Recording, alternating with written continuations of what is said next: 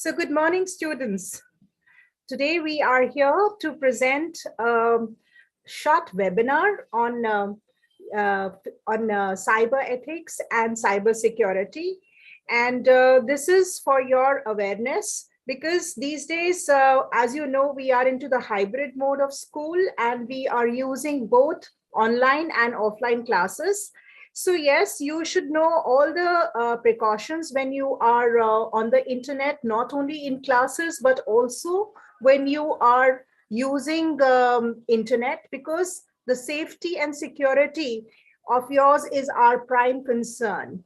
So for this reason, we have organized this webinar in which we want to give you information about the way you should conduct your classes online, how you should keep yourself safe and secure when you are on the internet, whether you are browsing the internet, whether you're in your classes, and whenever you are on internet, whether on a laptop or a mobile or any smart device. So this is for your awareness that we have organized this workshop. So what I'm going to do right now is, let me first introduce myself to you. I am Mona Chopra and I am one of your teachers from the school in the computer department and the academic coordinator for class 9th and 10th.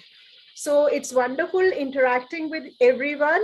And let me start this session with a small presentation. What I'm going to do is that I will show you the presentation and I'll explain you a few things. Okay, and whenever you have a question, write down that question and we'll see that your questions are answered later after the session. So yes, let me share my screen with a presentation that I have prepared for you. All right, just give me a second while I share. Yeah, so I hope my screen is visible to everyone. Yes, Vidya ma'am, give me a thumbs up if my screen Yes, it is visible. Yes, thank you so much. Okay, so now as you can see, the first screen, it says cybersecurity, understanding the issues of cyber ethics. Now, when we are talking about ethics, we know that ethics are the normal behavior or the value system that everyone should possess. Now here, when we are talking about cyber ethics, it's about digital ethics. So when we are talking about digital ethics, it is the moral code that we have to adhere to when we are online. So you see, you all are on online classes. So you have to adhere to the cyber ethics, the norms, the rules that are very important when you are in an online session. So this is not only for classes, but whenever you are browsing internet, whether you are on Facebook, Instagram, Snapchat, whatever, you know, there are a few ethics which you have to keep in mind, which is the behavior that you must keep in mind while you are on internet.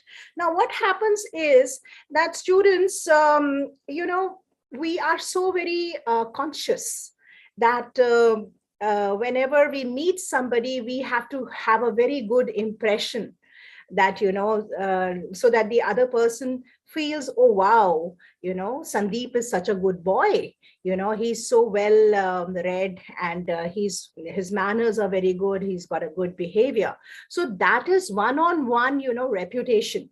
But when you are online, remember your online reputation is also very, very important. Okay, because see, the world is seeing you when you are online. Like supposing if you are posting some pictures on Facebook or Snapchat, Instagram, wherever, okay, whatever picture you are posting, whatever comments you are giving on pictures of your friends or any posts, remember you are leaving a digital footprint. Now, what is digital footprint? That whatever you do on the internet, on cyber, which is called the digital world, okay, you are being watched, seen by people all over the world. So, you know, I remember, let me give you an example first, that there was a child I know, and he had applied in a foreign university. Now, what happened? This child applied, and he was a brilliant child, and he got very good scores. He got a recommendation letter from school. Now, this is not about our child, our school child, but I know of this child. So, what happened? He applied for admission in one of the foreign universities. Now, these foreign universities also consider your cyber behavior, your cyber ethics, your, how you have behaved, what is your image or your personality as in the cyber world. So that's what your digital footprint is. So what happened? They traced his digital footprint and they went into his Facebook account, and they saw that the child, when he was 12 years old, he had made a Facebook account. Now, that's not the age requirement for Facebook, okay? So they made a note of it that the child did not adhere to the rules which the digital world wants from the child. So he had made a Facebook account at the age of 12, which is not right, okay? And they also traced his Instagram and Facebook posts, which had some not very good posts in it, okay? He had written a few rude things. He had written some comments which were not very appreciable and not so good. So all this was made, these university made a note of it. So when this child was called for interview, obviously the student was very, very excited. I have got such good scores, and I am going to get admission in this university, and I'm also going to get scholarship. But it didn't happen, because in the admission process, a few questions were asked from the student, and he had no answers. So see, you realize later in life, maybe, when you're applying for college or something, that, okay, now I have to behave myself. I have to get into a good college, good, course. So remember, your cyber reputation is going along with you everywhere. So it is being watched whenever you're applying for any course or admission abroad, or even in Indian universities. They see your cyber reputation. So that's the reason today we decided that, we must have a session for you for your awareness. And you see, this next slide that you see right in front of you is about the cyber world news. Now, I just took out these, clippings, and I just put it because I wanted you to know that there are so many cyber crimes happening all over the world. And it is not only, the adults who are, victim of these crimes, it's also students. And since pandemic, our involvement, our role into the online education has increased.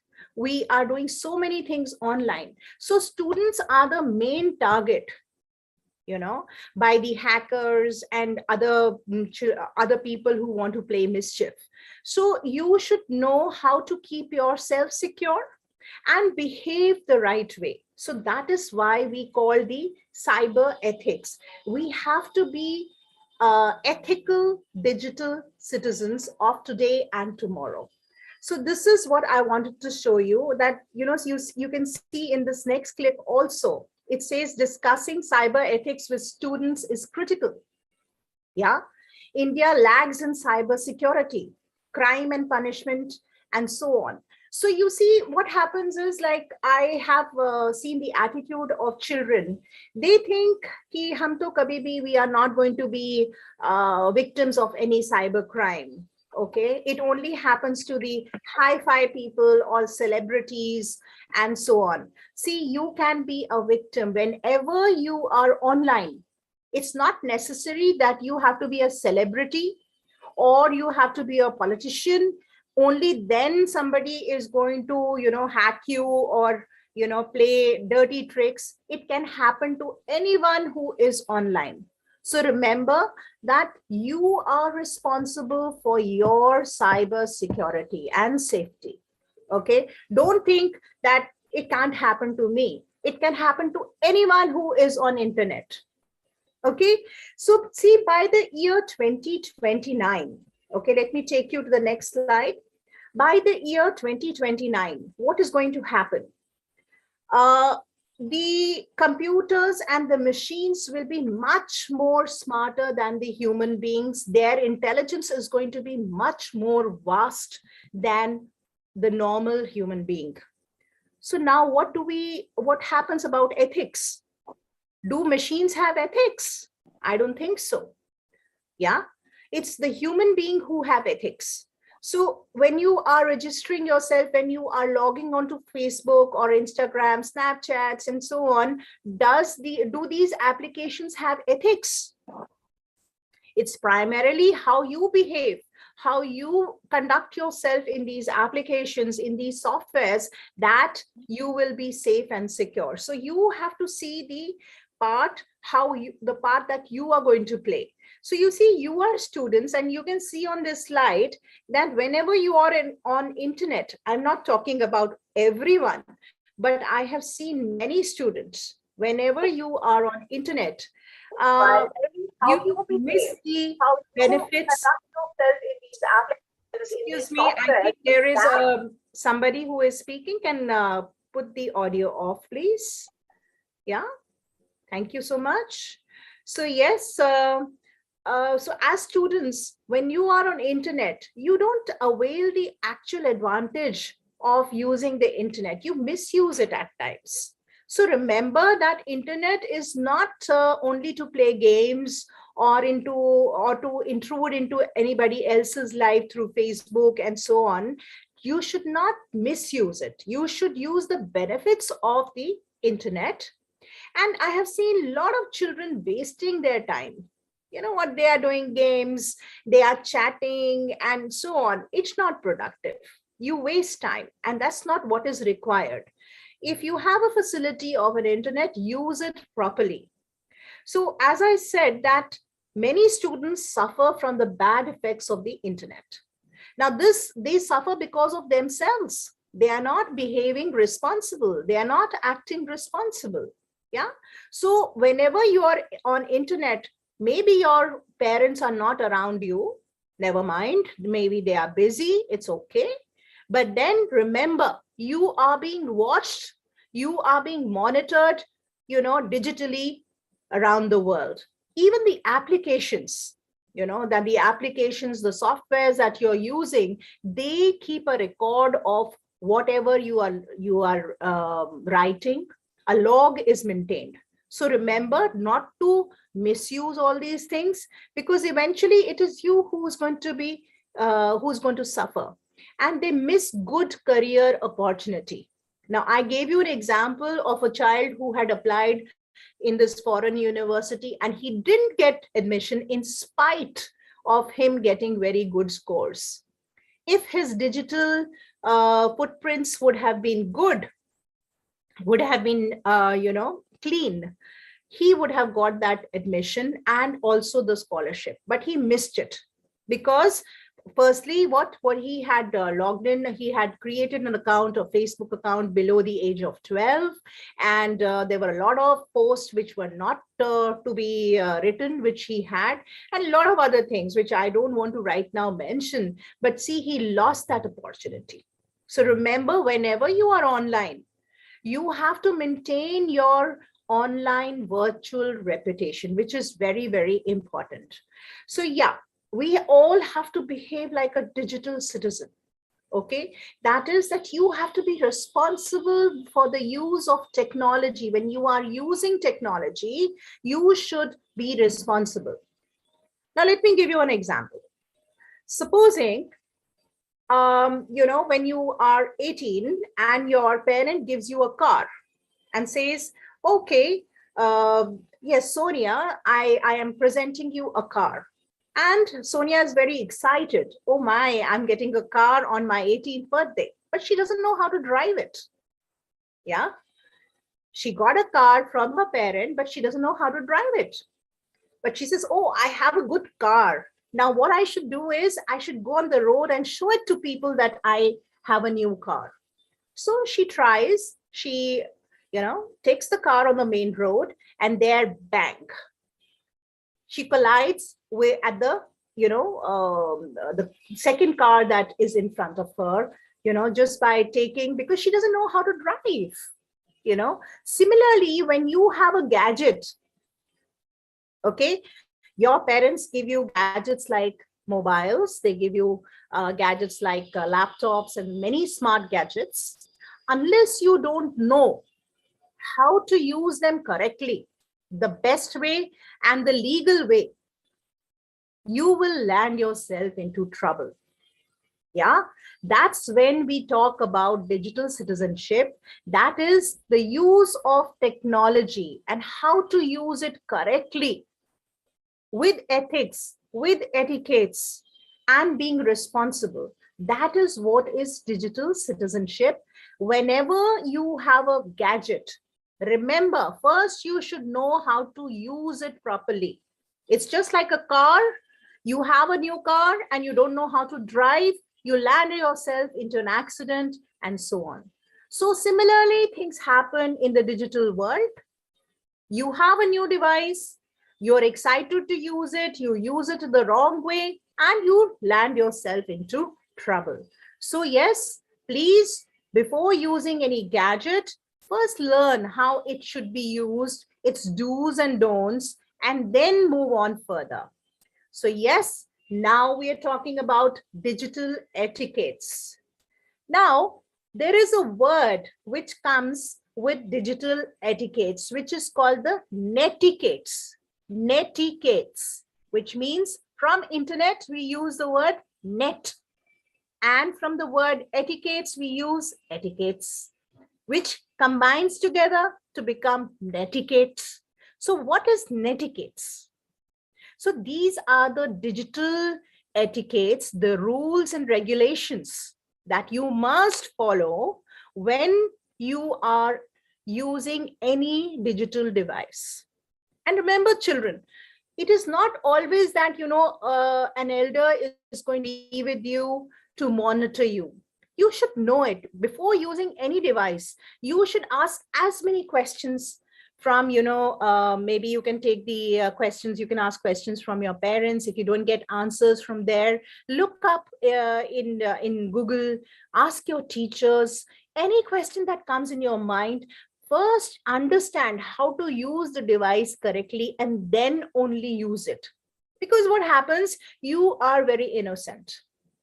You are excited to use devices, and at times you are not aware how and when you can land yourself into trouble by using these devices incorrectly. So you should know all these rules before you actually use the devices. Okay, so yes, that is about netiquettes. Now, further, let me just elaborate more on cyber etiquette. So a few things which I just want to tell you, remind you. I know that you already know, but still, it's my duty as a teacher to remind you. So first, do not use any rude or offensive language. It is so important. Okay. Do not cyberbully.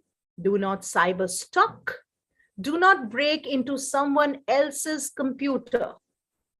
And do not use anybody else's password. And do not attempt to affect or infect anyone else's device with any virus or things which are objectionable. And very, very important is adhere to the copyright restrictions. So I just told you, but let me just a little bit give you a few examples on this. See, like I told you, if some child uses offensive language, it can be tracked. Now, I know 99% of students use WhatsApp. Yeah. Now, let me tell you, whatever you are writing on WhatsApp, it can be traced. So you remember, I mean, you have these messages coming to you and they are the forwarded messages. And there is this particular line is written on WhatsApp that, forwarded many times. Now, as we get a message, we are excited. Wow, what a good joke. What a good prank. And what do? We forward it to a friend. Okay. Remember, whenever you are forwarding anything, first of all, you have to see whether this particular message is good enough to be forwarded. Is it ethical? Are you being a responsible digital citizen to forward this message? Is there going to be some consequence of this message? So I called it the grandma rule. It's called the grandma rule. That is, let me tell you what a grandma rule is. A grandma rule is that what if my grandmother sees the post? Will she be comfortable reading it? Will she like it? So that's the grandma rule. Okay. So before you forward any message or you use any rude or offensive language, remember the grandma rule. Okay. So you have to be digital, the responsible digital citizens of today and tomorrow. So a few things you have to always keep in mind while using gadgets and whenever you are online. The very important thing that now I want to tell you is about cyberbullying, cyber stalking. Now, what happens? We feel that, I have seen in so many classes, children, they like to play pranks. You are innocent. We understand. You are so small. You don't understand the consequence. But remember, anything in the digital world, if you are putting anything, you are putting any offensive language, or you are bullying anybody, or you are trying to stalk anybody, everything can be traced. It can come back to you. So be very, very careful when you are trying even to, play a prank or a joke with your friend. It can actually lead into big, major problems. I have seen a lot of people, a lot of students who just started a group to play pranks. And what happened? They landed themselves into big trouble. They were taken by the police. And a few of them were, put into the juvenile prisons. That children cannot be put in the prison, but there is a juvenile, place where these children are put so that, the police and others can have a control on them. So please don't land yourself into any kind of a problem. Okay. And yes, now, whenever you are using internet, you think you are browsing, okay, your privacy is very important. Now, I know of people, of students who say that I don't do anything wrong on the computer. I don't go onto any wrong sites. I am safe. No. Whenever you are on internet, I will show it to you, your security and privacy. Like in Google, it is being tracked. The Google Maps track you wherever you are going. Okay.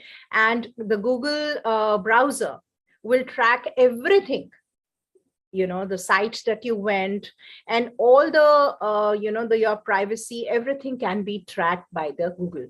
So there are ways to control, and there are ways that before you actually use these internet browsers, you should, first of all, keep yourself safe. When you are driving a car, you put the seat belt. Yeah. Why do you put the seat belt? Because you know that in case if any accident happens, no kind of a physical injury should happen to me. Right. So whenever you are using internet and you're using browsers, please check the security and the personal information that you put there. And I will show you how you can control that. All right. And of course, when we're talking about passwords, you have to have strong passwords. All right. Because see, supposing my birthday is on 1st January, and 1st January, say 2020, okay, and my name is Mona, right? I was born on 1st January 2020, and my name is Mona. Now, what I do is I make a password, Mona@2020. Now, it's a very predictable password. Anybody can guess it. Okay, so make strong passwords for all the sites that you use, and one password should not be used for all the sites. For you, supposing having a Gmail account, I'm using Mona@2020, and in Facebook I'm using Mona@2020, and other sites also I am using Mona@2020. Now, supposing my password is compromised and somebody gets to know about it, so that means my password can be used in all the sites. Is it safe? Is it secure? No, right? So you should first of all have very strong passwords.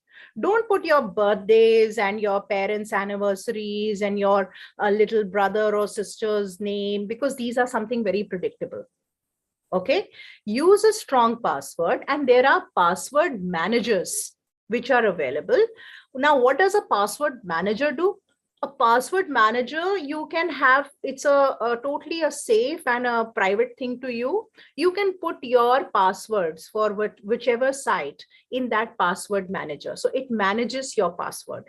Supposing I forgot that what is my Facebook password, or what is my Gmail password. I have, 5 accounts in Gmail, supposing, and I have different passwords for every account. So I forget the password. So I can use these password managers, which are available free, and also some of them are purchasable. You can purchase and have these password managers also. So yes, before I go further, I am going to show you a very short video on digital footprints, right? So let me first stop sharing the screen. I'll take further. But just let's stop here and let me put on this small little thing for you where you can see what a digital footprint means, right? So just give me a second while I just put this digital footprint video for you. It's very interesting. Watch it and you will get a hang of what I mean by digital footprint. Yeah. So yes, is the sound there for you?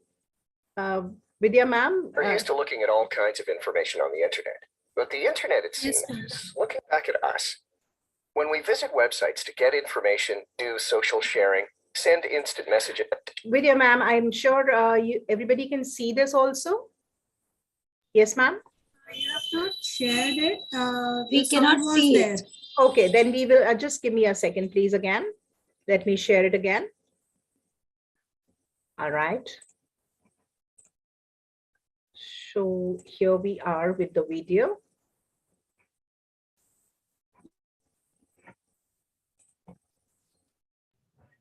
Now it is visible. We're used to looking at all kinds of information on the internet, but the internet, it seems, is looking back at us. When we visit websites to get information, do social sharing, send instant messages and email, we leave something behind. Our digital footprints are the traces we leave behind as we use the internet. Digital footprints have both benefits and costs. For instance, they may offer convenience by saving you time logging in or retyping. Most of us realize that when we consciously share information on social media or upload pictures, we lose some degree of privacy. But we are less likely to think about the footprints we create by default, simply by searching the web, shopping online, or enabling location services. And as the saying goes, out of sight, out of mind. It's hard to manage something you've never seen. It's not uncommon for people to say, I have nothing to hide, so why should I care about my digital footprints? There are many reasons, some of which we'll explore in a moment. But the simplest one is this. Your digital footprints reveal a lot about you. They build up into a detailed picture of your likes and habits, and that information has commercial value. Our digital footprints are monetized by organizations with which we have no relationship and which we can't control. Few internet users realize how intimate their digital footprints are, or how commonly the resulting data is shared by third parties. one online security company has identified more than 200 third-party advertisers and 630 tracking technologies collecting individuals' data on the web. Are you logged into Facebook, Twitter, or Google right now? If so, they're tracking your visits to any web page with a like, tweet, or +1 button, whether or not you click on that button. Every site you visit gives them more information to store and commercialize. There's an implicit bargain there, but who's getting the best of it? Now let's look at some of the other reasons your digital footprints matter. While the reasons will differ depending on you, your country, and your culture, they will probably fall into one of 4 categories: protecting your reputation, maintaining your ability to decide where and how your personal information is shared, preventing financial loss, preserving your freedom. Protecting your reputation. Even if you have nothing to hide, not everything about you is appropriate to every audience for all time. Your digital footprints can be taken out of context and misinterpreted. If you search online for appeal against speeding fine, a third party could assume your search related directly to your own situation, whether or not that is the case. If you use a credit or debit card to pay the bar bill for a group of friends, and later use a card to cover your parking costs, it could create the impression that you drive after drinking, even if you were the designated driver for the evening. And is a third party really entitled to see that data or to draw those conclusions? Reputation is a social, interpersonal judgment tempered by forgiveness and forgetfulness. You can't rely on the internet for any of those. Deciding where and how your personal information is shared. Everyone has information that they only want to share in specific contexts. You may share medical information with family, but not necessarily your boss. In some countries, it may be important that your religious beliefs are known only to a few. There are probably circumstances under which you're comfortable sharing personal information with organizations through the internet, but wouldn't want that same data spread around. With today's tracking mechanisms, most internet users don't have the control to prevent that kind of spread. There's no easy way on the internet to say no to most forms of tracking, and certainly no way to say you can share this, but not that. Commercial tracking aside, there's also the law enforcement aspect. Microsoft, Google, Twitter, Facebook, and Yahoo have all released user data to governments on it. And there is growing concern about the number of apps that leak users' personal data. Online services can greatly reduce subscribers' ability to control their own information. Yes. So you see here in this video, it is saying your data, your privacy. So whatever data you think is private to you, can be accessed, can be used by others. The others mean the third party. Like in this, it was said that, a person is, a very rash driver. And the insurance company sees that the person has driven very rashly and he was fined. Now, it doesn't really apply to you, but the example that I gave you of a student, the student had put very irrational and objectionable posts, and it was later on used by whom? The third party, the university. So you see, you feel that your data is only up to you, but no, it doesn't really happen. It is shared by everyone who is on internet, and that's what the digital footprint is about. And that's why I was showing you this particular video, that see, we have to take care of ourselves. Our privacy is our responsibility. Okay, today, whatever you're writing on the internet, whether you're using the browser or anything, it is going to be you who is going to be responsible. You can't blame others. Yeah, so I will now show you something. And this is very, very interesting thing, that rather I would like to show you a few things on security point of view when you are browsing. Do you know there is a very safe browser which is called DuckDuckGo? Make a note of it. It's a browser which is called the DuckDuckGo. Okay, it is a very, very safe browser. It doesn't track the user. And, whenever we are using any particular browser, whatever we are doing, there's a log. And this log is saved into the server, the server of the party for whom you are using the browser. Like if you're using the Google browser, so everything that you are, every browsing thing that you're doing, you're going to a particular site, it is logged. But you see, when you want to be private and you don't want people to track you, you can use DuckDuckGo, or you can go into the incognito mode. Are you aware of the incognito mode? Let me just show you the incognito mode. First, let me show you the DuckDuckGo, and then I'm going to show you how to go into the incognito mode.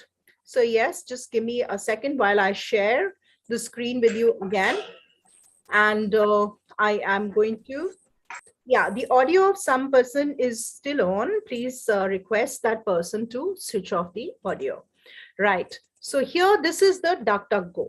Make a note of it, students. It's called DuckDuckGo.com. This is a very safe browser.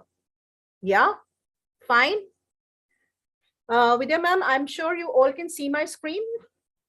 Yes. Yes, we can. Yes. So this is DuckDuckGo.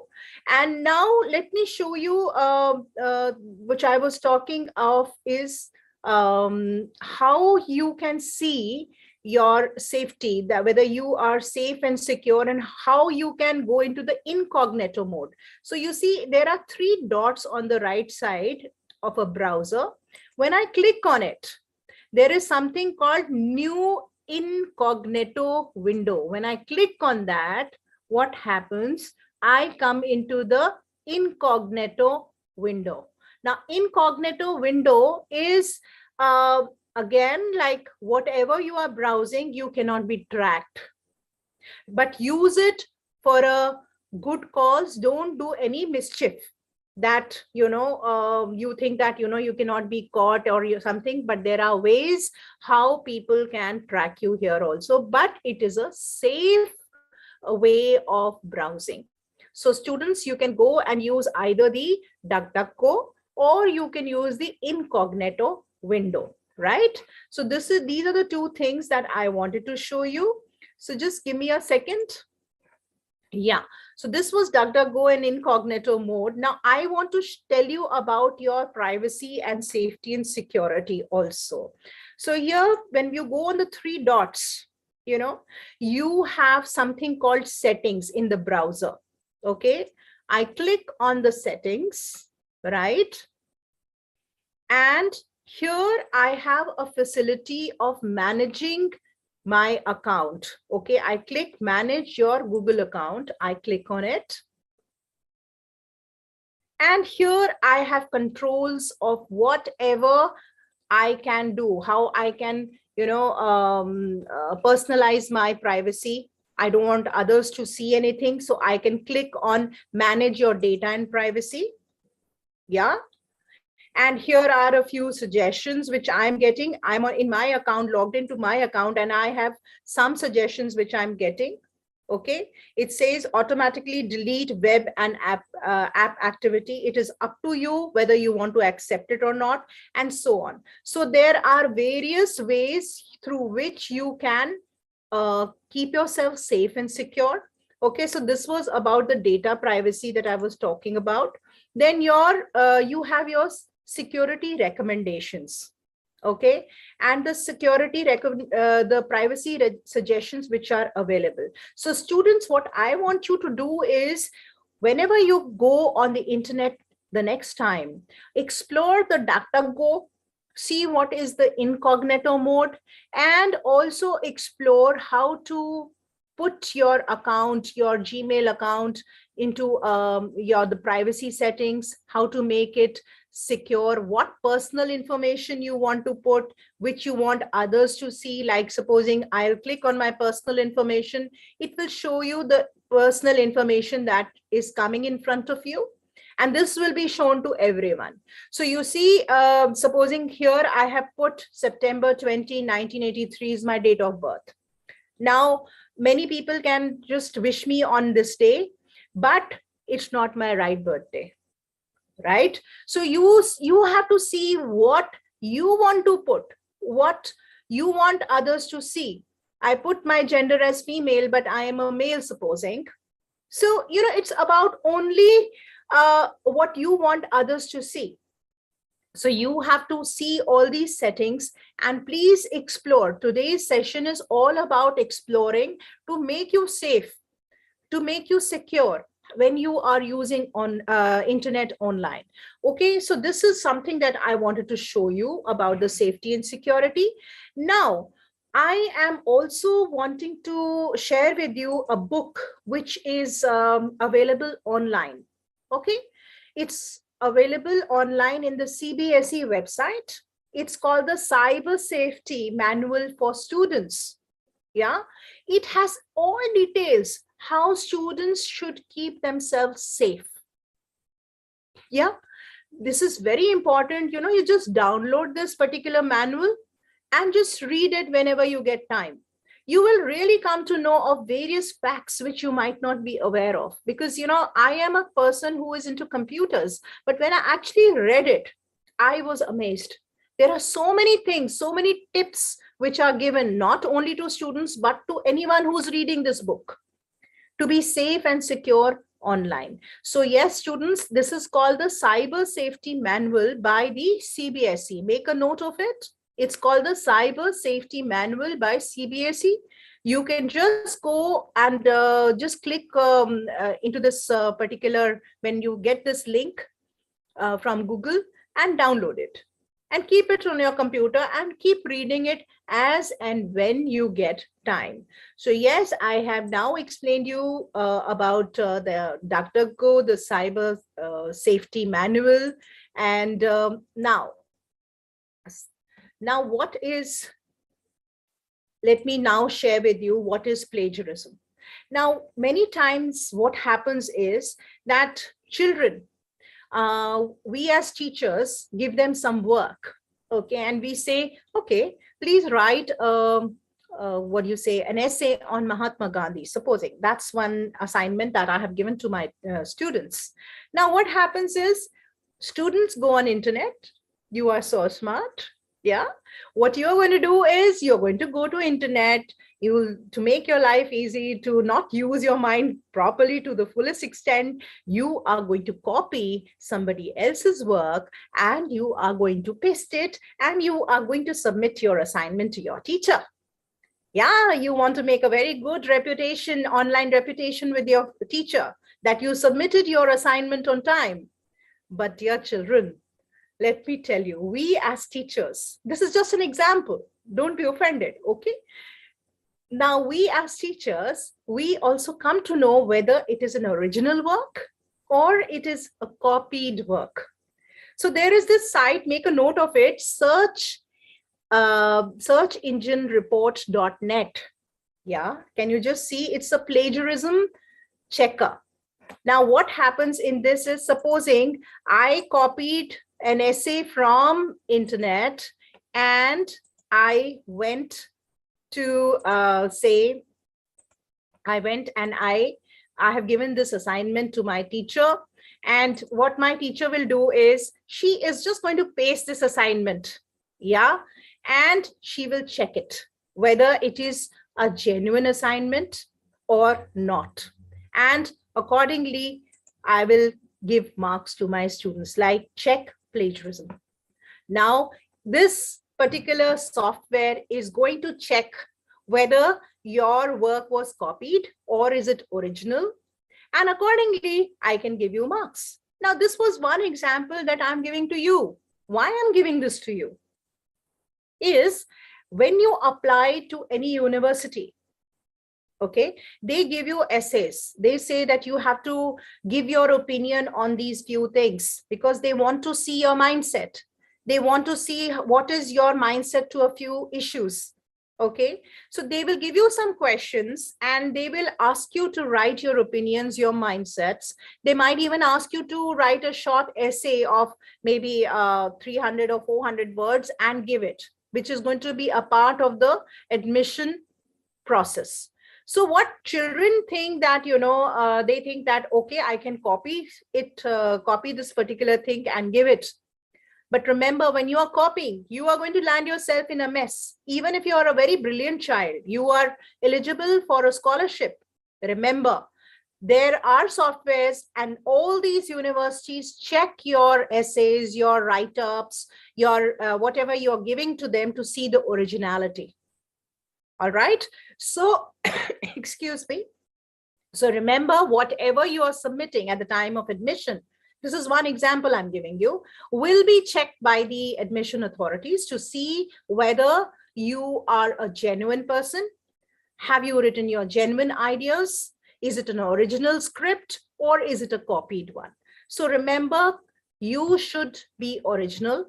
This is a part of your netiquette, your ethics when you are digitally submitting your work. Yes, students. So you see the checker has already checked the work that I had given and see what has it told me. This essay is plagiarized. Can you see? It is so clear that the essay that I pasted is plagiarized. So it is just one software that I showed you. There are many softwares which are like, they are the ones which can simply tell you that you had copied the work and you have submitted it. So it's not about school. It is about your online digital reputation wherever you are going. Yeah, so please be careful about this. And that's the reason I'm showing you that we can do this, and so are the other universities.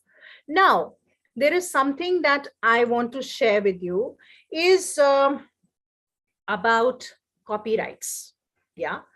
Now, what happens is that students think that, we can download music. Yeah. We can download music and we go to YouTube, we go to many other, sites and we download it. All right. But remember, it is first, before downloading anything, remember whether it is copyrighted. Because if it is an open source software or it is something that anybody can use, you have full liberty to download it. But you see, many of us, what do? We download music, we download movies. Now remember, there are two things. First is, it is not ethical. Yeah, it is not permissible. You are downloading which is something which is not permissible. So ethically, digitally, ethically, you are wrong.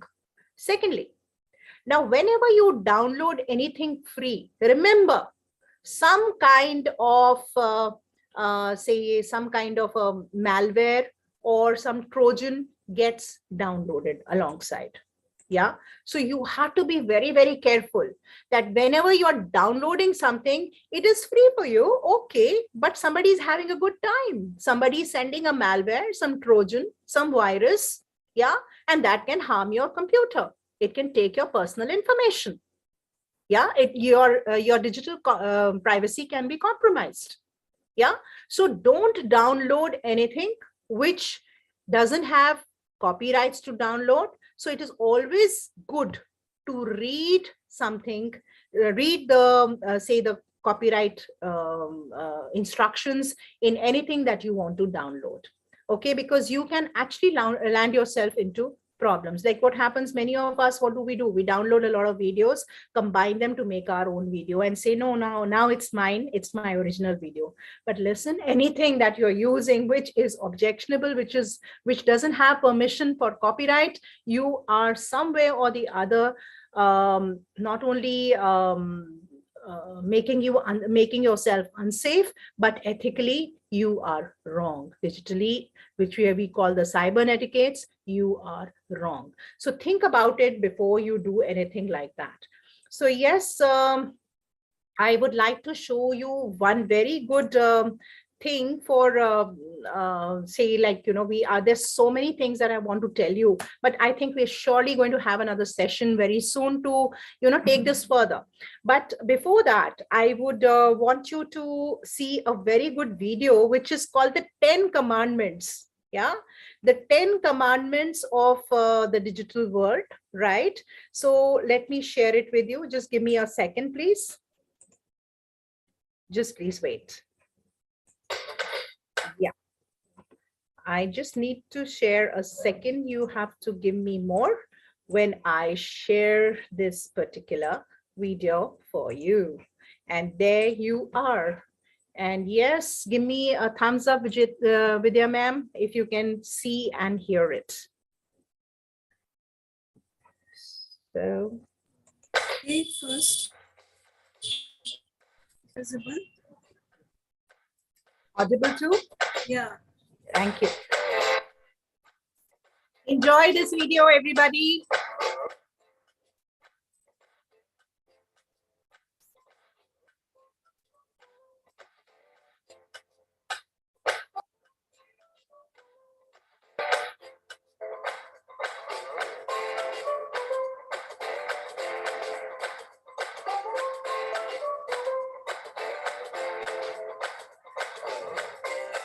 These are 10 commandments for the digital world. Read what is coming. It's a beautiful video and you will love it.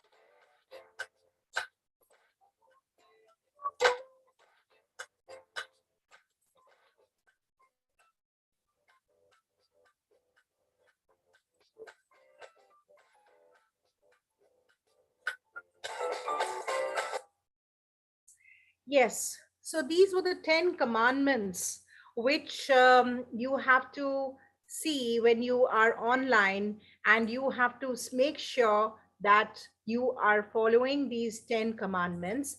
And what I'm going to do is, I have already shown you the video. Just what I'm going to do right now is I will show you those 10 commandments for those who have not read this, right? So just a minute. And there you are, your 10 commandments. Yeah. So I'm just putting these 10 commandments for you, and just read them carefully. And if you have a device, you can just take a screenshot, or you could take a picture of it and read it carefully. As I said, before you drive a car, you should know how to drive it. And before you use any digital device, you should know how to use it. And this is not only for your safety and security, but for your confidence, that whenever you are on the digital platform, you are working online, you should be confident to work online, and you should be assured that you are safe and sound. And remember, your safety and security is your responsibility. Yeah, we as teachers are here to share with you the knowledge, but the safety and security is your own responsibility. Take care of yourself. Yeah.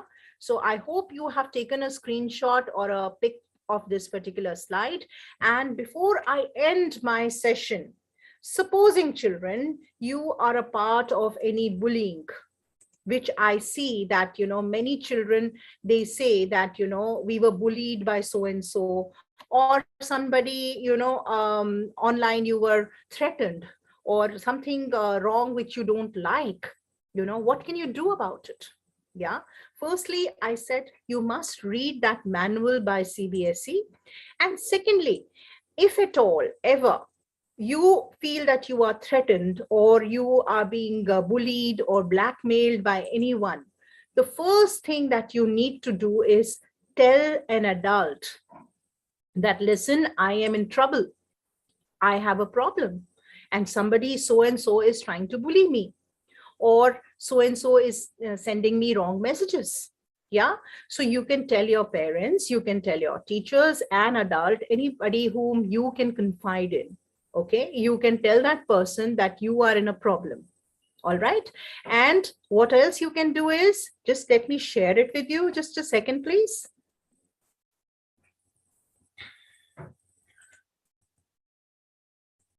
Yeah.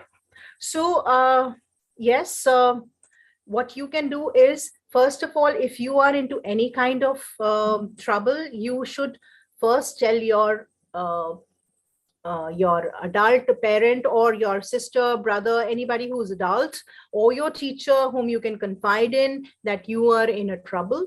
Yeah. And always remember to keep a copy of the particular thing that you were bullied with. You know, if somebody's written some objectionable message, take a photo of it, keep it with you. Okay.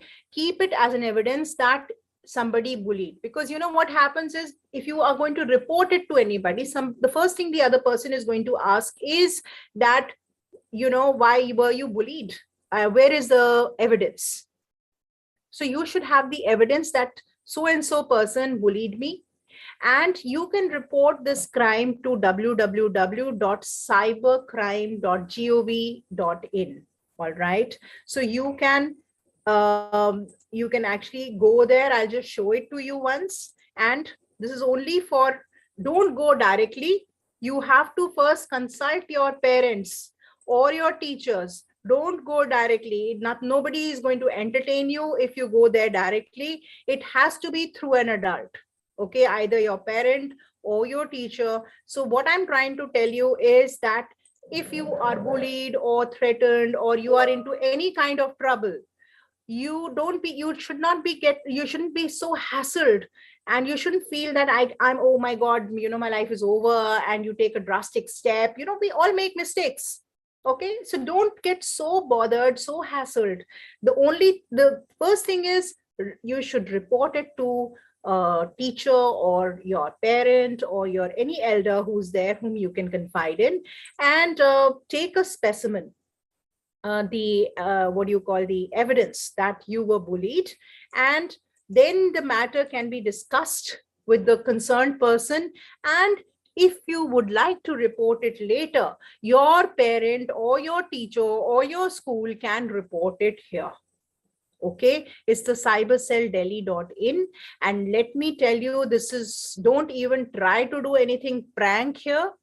You will be caught. It is only if it is really important that you need to report a crime, you have to go through the proper channel, either through your parents or teacher or school. Okay, so don't ever think that if somebody is bullying you online, or you are in any kind of trouble, you have to take any drastic step. The tips that I have given you are the things which are recommended by the Delhi police, by all the cyber experts, which is that you should first speak it to one of the elders or teachers or adult whom you confide in, and discuss the matter. And only if it is necessary, you should report the matter, but always keep the evidence. Yeah, with this, I'll come to the end of the session.